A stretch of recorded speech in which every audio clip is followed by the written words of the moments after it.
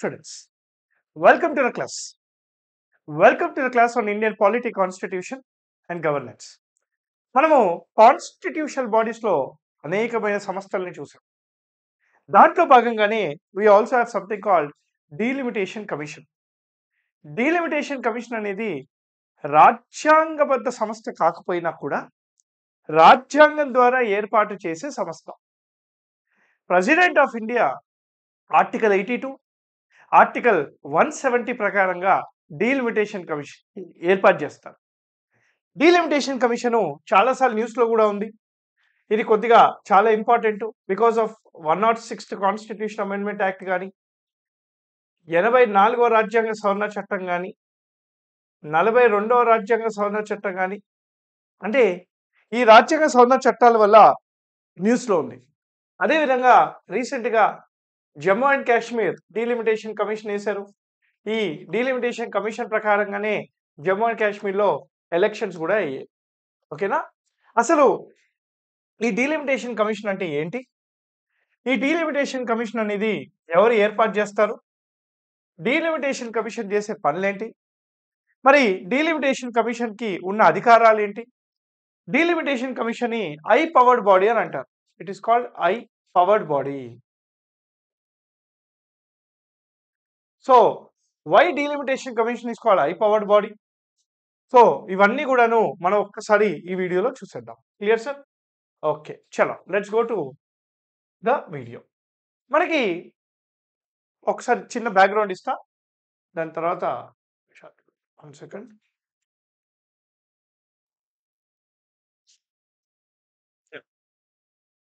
మనకి delimitation commission article 82, article 170. Article 82 వచ్చేసి లోక్సభకు, ఆర్టికల్ 170 వచ్చేసి స్టేట్ లెజిస్లేటివ్ అసెంబ్లీ. ఏమని చెప్తుందంటే after every census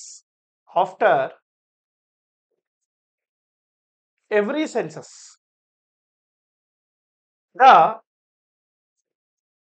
seats of Lok Sabha and Assembly shall be adjusted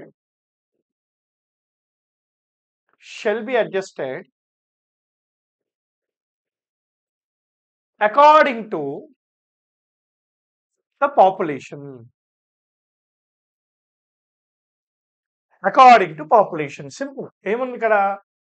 ప్రతి సెన్సస్ తర్వాత, ఎవ్రీ సెన్సస్ తర్వాత అసెంబ్లీ మరియు లోక్సభ యొక్క సీట్లని రైట్ పాపులేషన్ యొక్క గ్రోత్ ప్రకారంగా అడ్జస్ట్ చెయ్యాలి.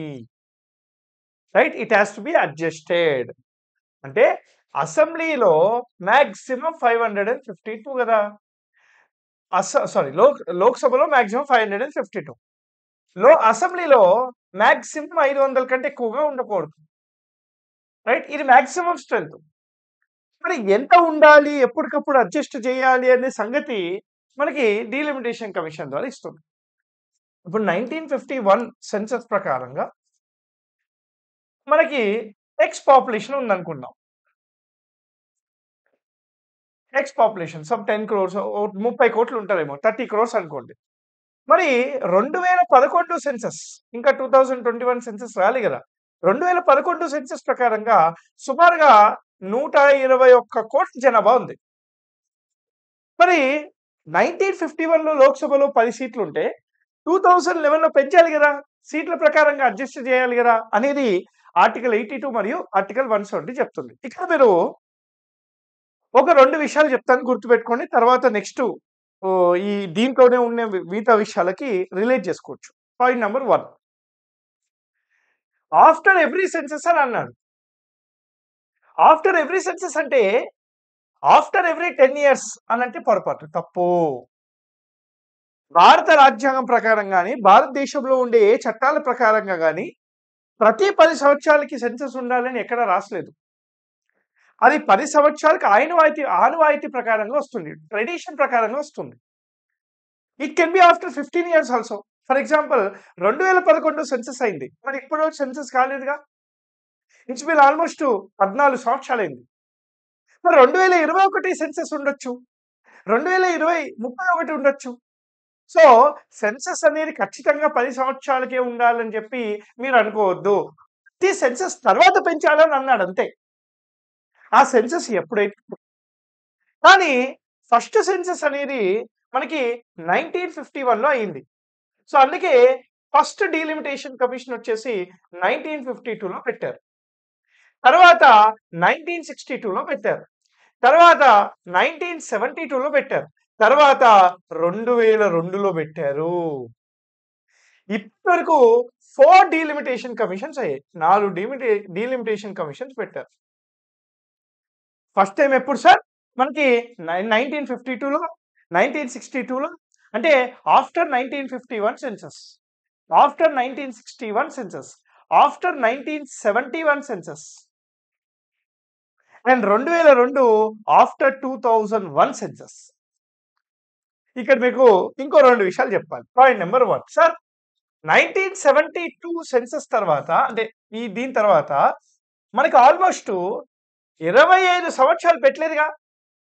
Almost 25 years there was no almost there was no delimitation commission. ఎందుకని చూడండి. 42వ రాజ్యాంగ సవరణ చట్టము 1976 హ్యాస్ ఫ్రీజ్డ్ లోక్సభ మరియు state legislative assembly seats for 25 years అంటే టిల్ 2001. 42వ రాజ్యాంగ సవరణ చట్టం 1976 ప్రకారంగా 25 సంవత్సరాల వరకు లోక్సభ మరియు అసెంబ్లీ యొక్క సీట్లని ఫ్రీజ్ చేశారు. పెంచొద్దు అని చెప్పారనమాట.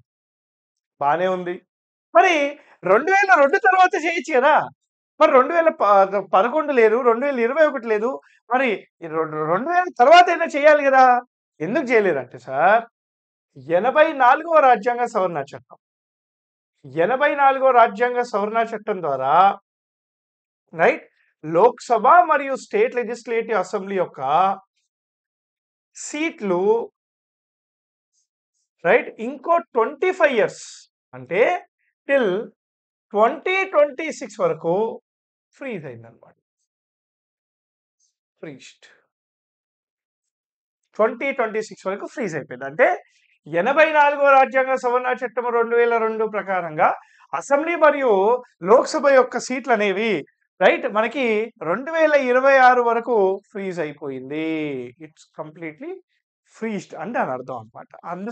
సో ఇక్కడ మీరు 42వ రాజ్యాంగ సవరణ చట్టం గుర్తుపెట్టుకోవాలి. ఇంటూ 2 84వ రాజ్యాంగ సవరణ చట్టం గుర్తుపెట్టుకోవాలి. రెండు కూడాను మనకి లోక్సభ మరియు అసెంబ్లీ యొక్క సీట్లని ఫ్రీజ్ చేయడం జరిగింది. Clear sir? అసలు డీలిమిటేషన్ కమిషన్ ఏం చేస్తుంది?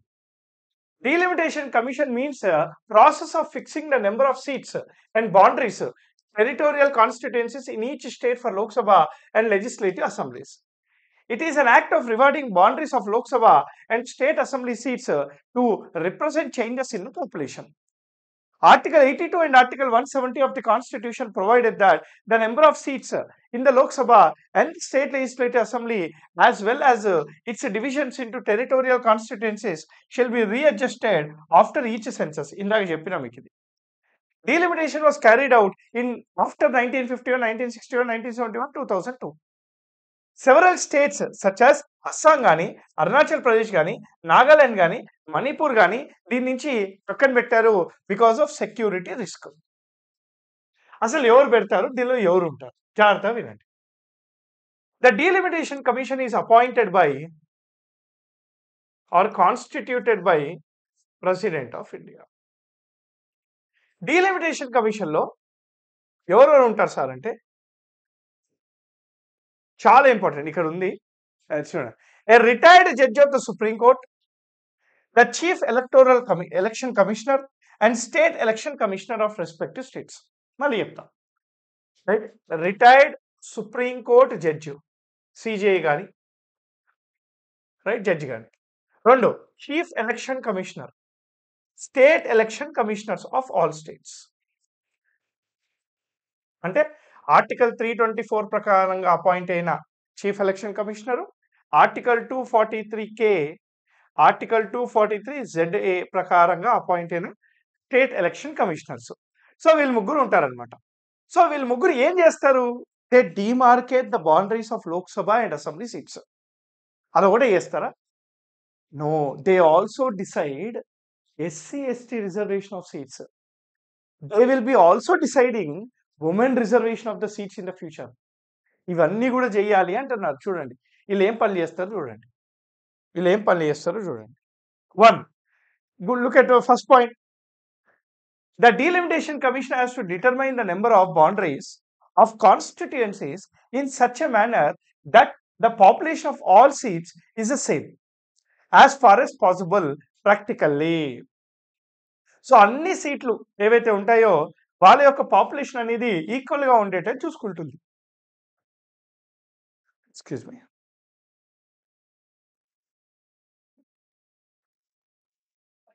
రెండు,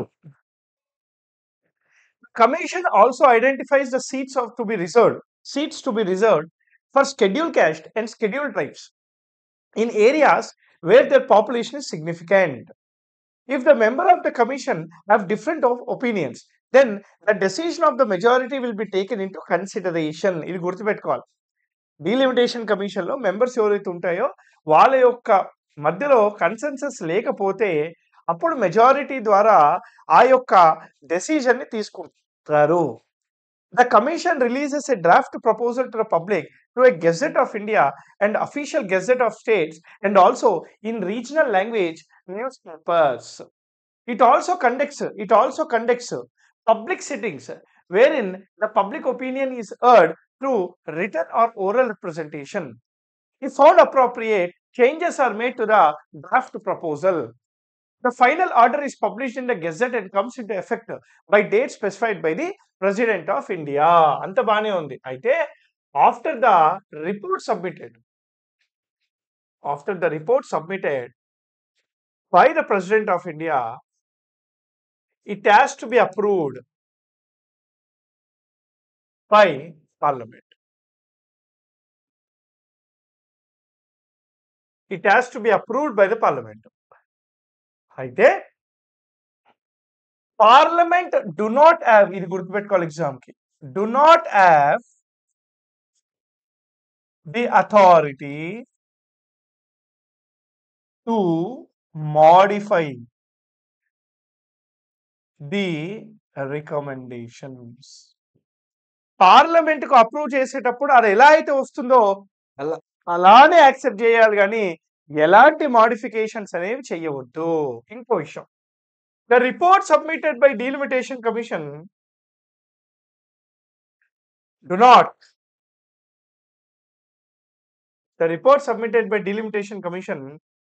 not fall under న్యాయ సమీక్ష. ఇది జ్యుడిషియల్ రివ్యూ కిందకి రాదు. చూడండి సార్, పాయింట్ నెంబర్ 1 గుర్తు చూడండి ఒక్కసారి. Bar on the court.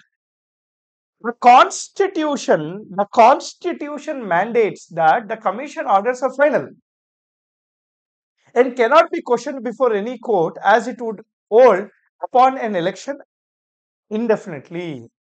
Role, it determines the number of boundaries or constituencies in the way the population of the, it తెలిసిందే, reserve seats, public feedback, final order, ఇవన్నీ తెలిసిందే మీకు. ఓకేనా?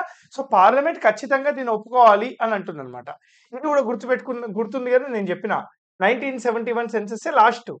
The seats are frozen as per 1971 census in order to encourage population control measures so that states with higher population growth do not end with having more number of seats.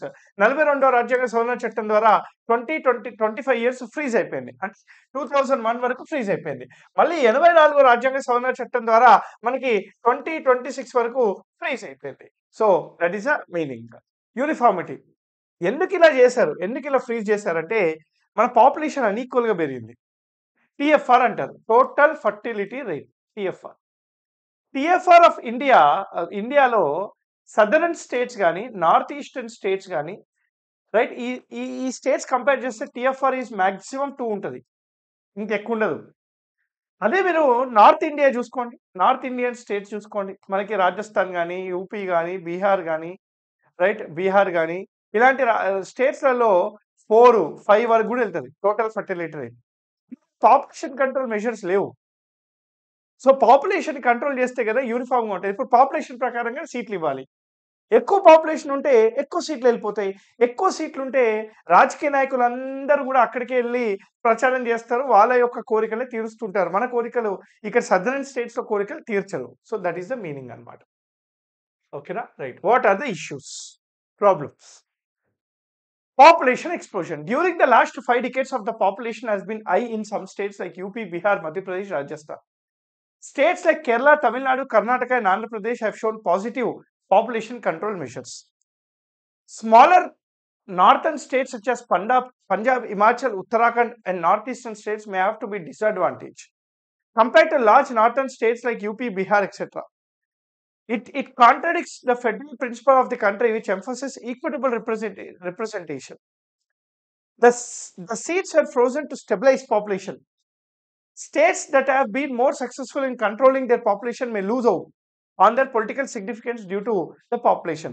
So తక్కువ population ఉంటే తక్కువ సీట్లు వస్తాయి. So lobby అనేది ఎక్కువ జరగదు అని చెప్పేసి అంటున్నారు. రీసెంట్‌గా మనకి Jammu and Kashmir delimitation commission తెచ్చారు. ఈ Jammu and Kashmir reorganisation act 2019 October 31, 2019 రోజు ఇది అమల్లోకి వచ్చింది. ఏది? Jammu and Kashmir state reorganisation act. It has increased the number of seats in the assembly. The erstwhile Jammu and కాశ్మీర్‌లో ఓన్లీ 111 సీట్సే ఉన్నాయి. 46 in Kashmir, 37 in Jammu, 4 in Ladakh. Plus 24 seats reserve for PoK. కానీ ఇప్పుడు డీలిమిటేషన్ కమిషన్ ద్వారా ఇది పెరిగింది. అయితే ఈ ఆర్టికల్ 317 రద్దు చేయకముందు జమ్మూ అండ్ కాశ్మీర్ యొక్క డీలిమిటేషన్ జమ్మూ అండ్ కాశ్మీర్ యొక్క లెజిస్లేటివ్ అసెంబ్లీయే చేసేవాళ్ళు. As per Jammu and Kashmir representation of people's act of 1957 ద్వారా. అంటే వాళ్ళ డీలిమిటేషన్ వాళ్ళే చేయాలి. మనం చేయొద్దు. కానీ ఇప్పుడు ఆర్టికల్ 370 రద్దయిపోయాక మనమే చేస్తున్నాం. ఫస్ట్ డీలిమిటేషన్ కూడా చేయడం జరిగింది.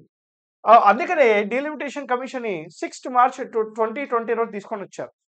It was headed by supreme court chief justice Ranjan Parag Desai. It has the Chief Election Commissioner and Jammu and Kashmir Electoral Commission. And Jammu and Kashmir 5 MPs as associate members.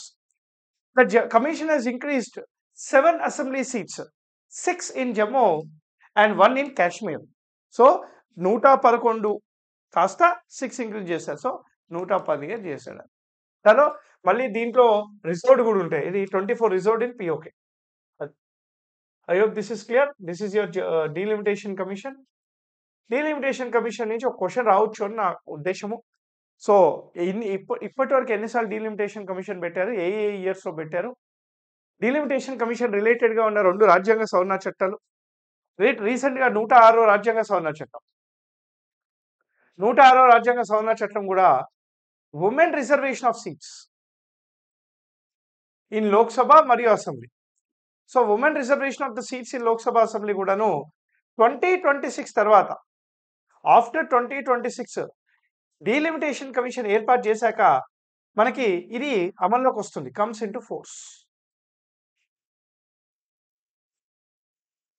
It will come into force అని చెప్పడం జరిగింది అనమాట. I hope this is clear sir. ఇది మనకి 106వ రాజ్యాంగ సవరణ చట్టము, delimitation commission. I will see you guys again with another topic in my next video. Till then, thank you very much. Keep learning. Happy learning. Jai Hind.